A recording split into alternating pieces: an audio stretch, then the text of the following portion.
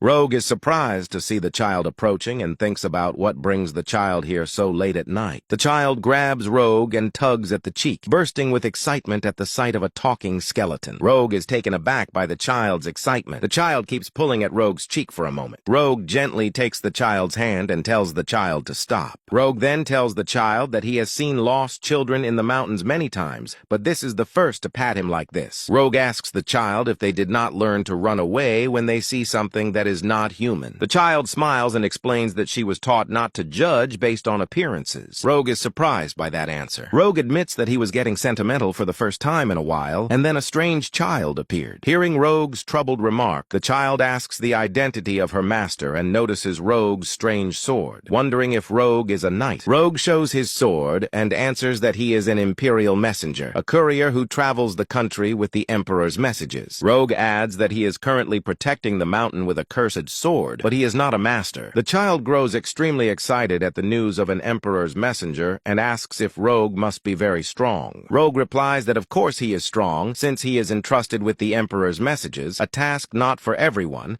and that it requires knowledge of high-level magic like necromancy. Rogue uses his magic to pull a squeal up from beneath the ground, which amazes the child. The child exclaims that Rogue must be really strong. The child then requests to be taken on as Rogue's disciple, saying she wants to become strong. Rogue is confused by the request. Rogue laughs and refuses, saying he was just bored with repetitive routine and that taking a disciple would be a bother. The child asks in disappointment if the story did not say Rogue would take her on as a disciple. The child pleads more, tapping Rogue's head and calling him stingy, unfeeling, and heartless. Rogue repeats that he does not know about the rest, but he is not a master. The child becomes upset by that. The next morning, Rogue lies resting beneath a tree. The child arrives and loudly shouts, startling Rogue into asking if she will not go back home. The child answers that she will not leave until Rogue teaches her swordsmanship. Rogue angrily tells the child to hurry home, warning that her parents will worry and that a skeleton can be mistaken for a child kidnapping monster. While playing, the child explains that her house burned down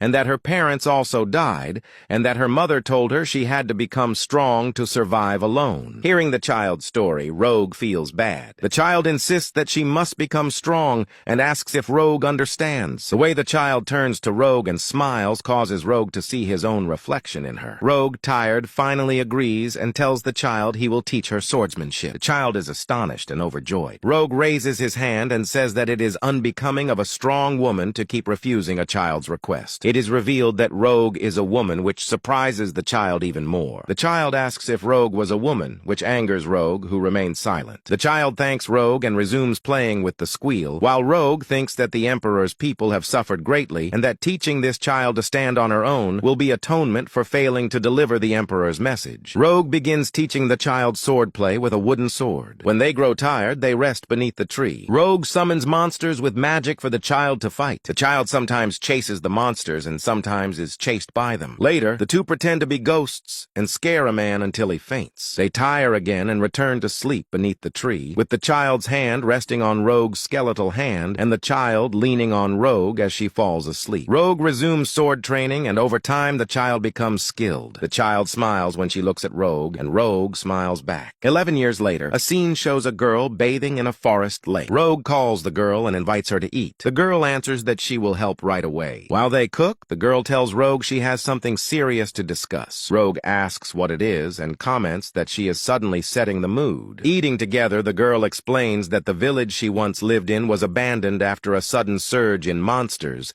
that the Empire abandoned it, and that hope there has faded because everyone has given up. Rogue is confused by this news. The girl admits that she has become quite strong. Rogue directly asks if she plans to become a hero. The direct question unsettles the girl. Rogue continues that having taught her for 11 years, Rogue can now see what she is thinking, and recalls a friend who wanted to become a hero to help people despite ridicule and doubt, insisting that one does not need qualifications to save people. The girl is very surprised by Rogue's words. Rogue, as the sole successor of the Northern-style hunting techniques and her master, presents a dagger to the girl with the hope that she will draw it only with good intentions. The girl accepts the sword with respect. Rogue instructs her to go and save the world, then return, promising to always be there waiting.